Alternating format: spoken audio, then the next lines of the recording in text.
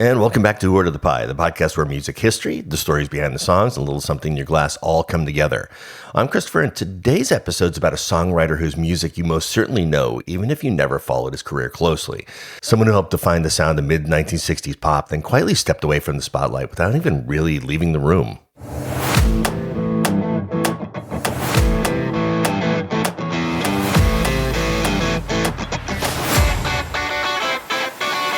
Today we're talking about John Sebastian, and rather than tell his story through biography, I want to tell it through the way he seemed to live it, by looking at how his songs actually came together. Because again and again, they weren't just built around ambition or image. They started with curiosity, observation, and listening closely to the world around him.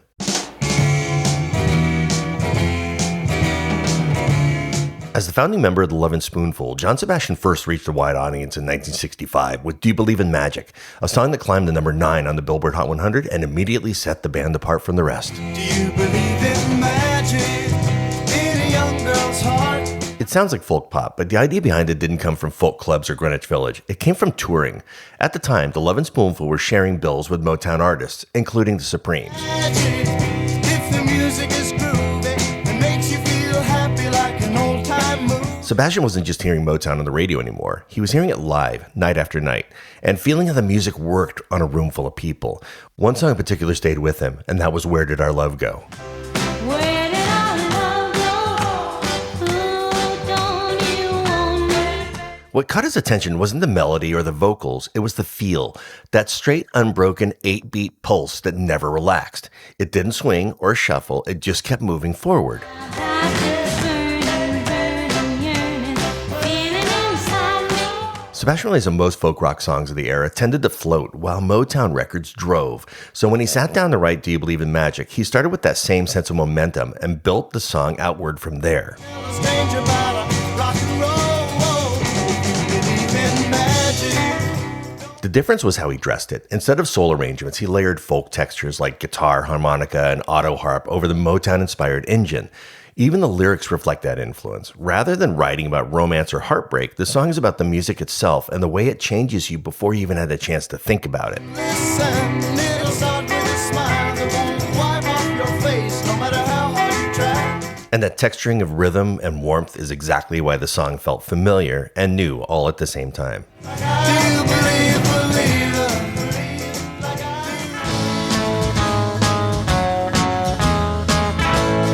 Not long after that, in late 1965, You Didn't Have to Be So Nice by the Lovin Spoonful became another major hit, climbing number 10 on the Billboard Hot 100. do? You didn't have to be so nice.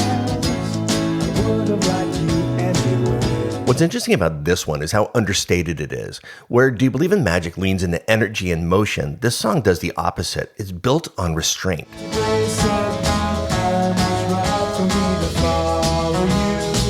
The lyric is simple, almost disarmingly so, centered on a small emotional moment instead of a big idea. Someone shows unexpected kindness, and it lands harder than anything dramatic. You came upon the right day. Simply seemed to take your place. Sebastian doesn't oversell it. He doesn't push the vocal or try to elevate the moment into something bigger. He lets it stay small, and that's what makes it work. When we've had a few more days, I wonder if I get to say. It's a reminder that not every hit comes from a grand concept. Sometimes it comes from noticing something simple and choosing not to overcomplicate it. You didn't have to be so nice, so nice. I would have liked you anyway. That sense of motion carried the band forward, but their biggest hit came from a very different place. In 1966, Summer in the City by Lovin Spoonful went all the way to number 1 on the Billboard Hot 100, even though the song didn't start with Sebastian at all. Hot town, summer in the city, back of my neck getting dirt and gritty. The lyrics were written by bassist Steve Boone and his younger brother Mark, both of whom grew up in New York City and knew exactly how unforgiving summer could feel there. The heat, the noise, and the grime in the opening lines weren't exaggerated. They were lived experiences. All around, people looking half dead, walking on the sidewalk harder than a match head. At first, Sebastian wasn't sure that the song would fit Lovin Spoonful's image. It didn't sound warm and friendly, and it didn't resemble the band's earlier hits. That changed once he focused the arrangement. Instead of softening the song, Sebastian leans into its tension. The verses feel claustrophobic and overheated, but then the chorus opens everything up. But at night it's different world. Go out and find a girl. He doesn't just change the lyric, he releases the tension the song has been building. Babe, don't you know it's a pity the days can't be like the nights in the summer. He built a hard-edged sound around a pounding piano and driving rhythm section, and then he had something unexpected: sound effects, traffic, construction.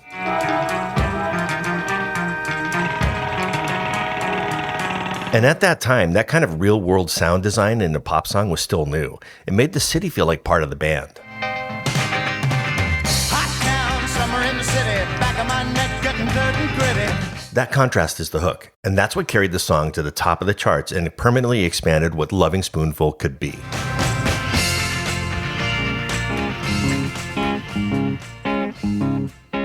After that intensity, Sebastian moved in the opposite direction. In 1966, Daydream by the Lovin Spoonful reached number 2 on the Billboard Hot 100, and it came from a much quieter place. What a day for a daydream. Sebastian was riding on a tour bus, watching the scenery pass by and wishing the day would go slow instead of racing ahead. That half-awake, drifting feeling became the emotional center of this song. What a day for a daydreaming boy, and I'm lost in a daydream. Everything in the arrangement supports that mood. The rhythm never pushes aggressively, the melody stays relaxed. There's no urgency to it, no sense that it's trying to get anywhere. And even if time ain't really on my side, it's one of those days for taking a walk outside. Sebastian drew from jug band music and early folk blues, styles that sound casual on the surface but rely on careful balance underneath. And that balance was intentional. He wanted the song to feel like time was being stretched out, like the day wasn't moving unless you wanted it to. It's tiring me in my sweet dream, 'cause she's the one makes me feel this way. Even the recording process reflected that. The band kept the instruments light, leaving space between the parts so nothing felt crowded or forced. And even if time is passing me by a lot, I couldn't care less about the dues you say I got. And then later in the song, he adds something subtle but unforgettable.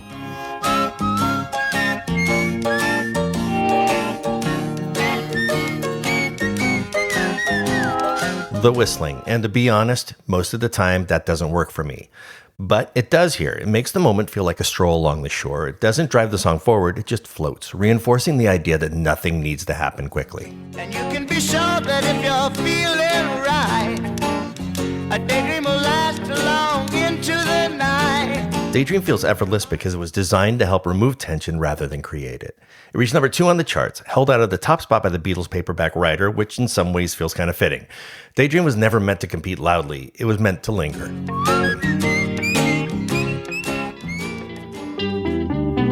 Did you ever have to make up your mind?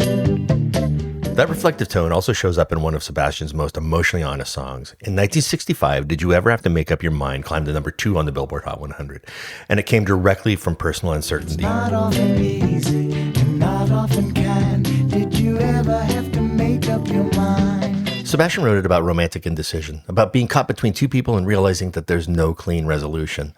And let's be clear about what that means. Someone is going to get hurt. This isn't abstract. It's not harmless.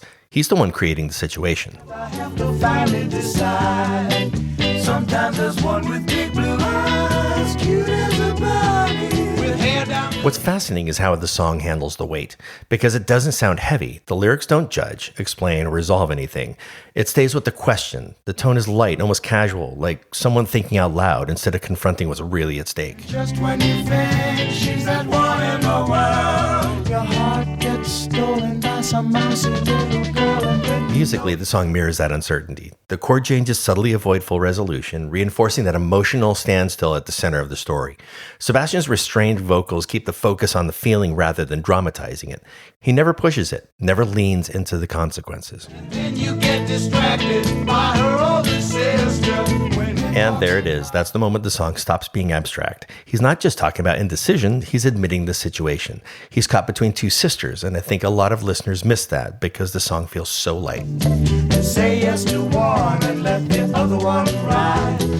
And that contrast is what makes the song work. A serious situation delivered with a kind of ease that almost masks how complicated it really is. That honesty, or maybe that avoidance, is what carried the song up the charts and gave it lasting emotional weight. Like Daydream, it doesn't force the situation. It lets the feeling sit. It sounds as unresolved now as it did then because some questions don't get answers. Did you ever have to finally decide? You and me and rain on the roof. By 1966, Sebastian was already writing songs inspired by the physical world around him. That's how Rain on the Roof, which reached number 10 on the Billboard Hot 100, came to be. Maybe we'll be caught for hours, waiting out the sun. The harpsichord that defines the song's sound was a gift, and instead of setting it aside, Sebastian sat down with it right away to see what it could do. That bright percussive tone suggested the sound of raindrops almost instantly. It wasn't just a new instrument, it became the sound of the song. You and me were gabbing away, dreamy conversation sitting in the hay. The lyric grew out of a real New York apartment and Sebastian's love of how rain transformed the city. Fire escapes, rooftops, that steady sound overhead. When it rained, the noise softened, the pace slowed, and the outside world felt briefly distant. Honey, how long was I laughing in the rain with you? 'Cause I didn't feel a drop till the thunder brought us to. If summer in the city is about the heat and pressure of being outside, Rain on the Roof does the opposite. It pulls you inside and lets everything slow down. You and me underneath the roof of tin. Pretty comfy feeling how the rain ain't leaking in. There's no elaborate metaphor here, and it's not really about New York City. It's about escape. It's about creating a space where everything else fades out, where the noise drops away and the moment takes over. Drying while it soaks the flowers. Maybe we'll be caught for hours. The song becomes an invitation to step inside, listen to the rain, and let the chaos stay somewhere else. And part of what makes that work is how simple it feels. The melody just has this sing-song quality about it, almost like a nursery rhyme. It softens everything. It makes the moment feel contained, even as the world outside keeps moving. Waiting out the sun.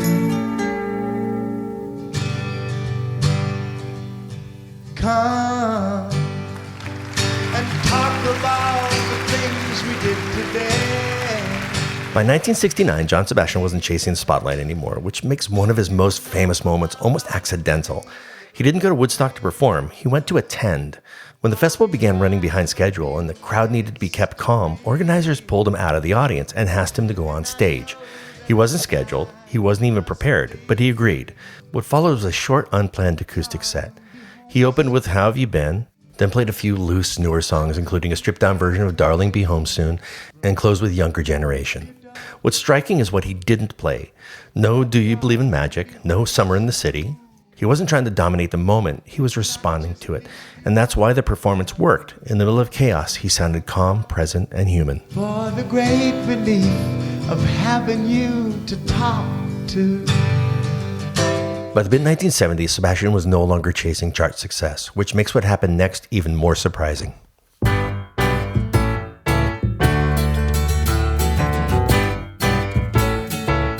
In 1976, Welcome Back by John Sebastian went to number 1 on the Billboard Hot 100 after being written as the theme for the sitcom Welcome Back, Kotter. Welcome back. Your dreams were your ticket out. Welcome. The job came through Gabe Kaplan, the show's creator and star, who was a fan of Sebastian's writing and wanted the same warmth for the song. Well, the names have all changed since you hung around, but those dreams have remained and they've turned around. Sebastian didn't treat the assignment as a comeback opportunity. Instead, he focused on the show itself, watching early footage and zeroing in on the emotional center, which wasn't really about comedy. It was about returning, a former student coming back to the same school, but this time as the teacher.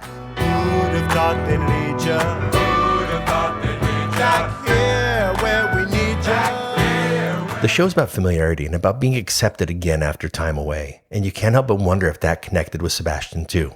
Yeah, we tease him a lot, 'cause we got him on the spot. Welcome back. Welcome back. Welcome back. Welcome back. He wanted Welcome Back to feel warm and direct, more like a handshake than a declaration. And since it was written for the show, the producers wanted Kotter's name worked into the chorus. But Sebastian wanted to keep the lyric universal, something that could live beyond the show. Once the producers heard it, they realized it worked exactly as it was, and it didn't need anything more. And I know what a scene you were learning in. Was there something that made you come back again? The version he recorded was originally just for the television theme, but audiences responded immediately. They wanted the full song, and the radio did too. What could ever lead back here where we need you? And because of that, Sebastian went back and recorded a full-length version of Welcome Back, and it went to number 1. Nearly a decade after leaving Lovin Spoonful, he had another chart topper. And this time, he let the song speak for itself. Speaking of welcome back to the bar. Time for our cocktail, and for this episode, I'm calling this one Summer in the City. It's a sunset-style cocktail, a more balanced, grown-up take on the tequila sunrise, designed to look like the day finally giving way to the night. Here's how you make it.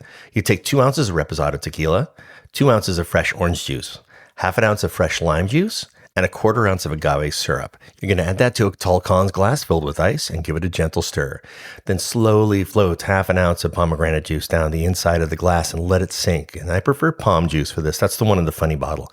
Do not stir again. What that creates is a sunset effect, bright and intense at the top, darker and calmer at the bottom. Garnish with an orange slice and a cherry. Just like the song, it starts with heat and fades into the night. Taken together, these songs show exactly how John Sebastian worked. He followed rhythm, environment, emotion, and curiosity, not trends. A Motown beat, a bandmate's lyric, a bus ride, a rainstorm, or a gifted instrument were enough to spark something lasting. He wasn't trying to stay on top, he was trying to stay in it. And somehow, that's what made the songs last. Until next time, here's the loud riffs, quiet sips, and the stories in between.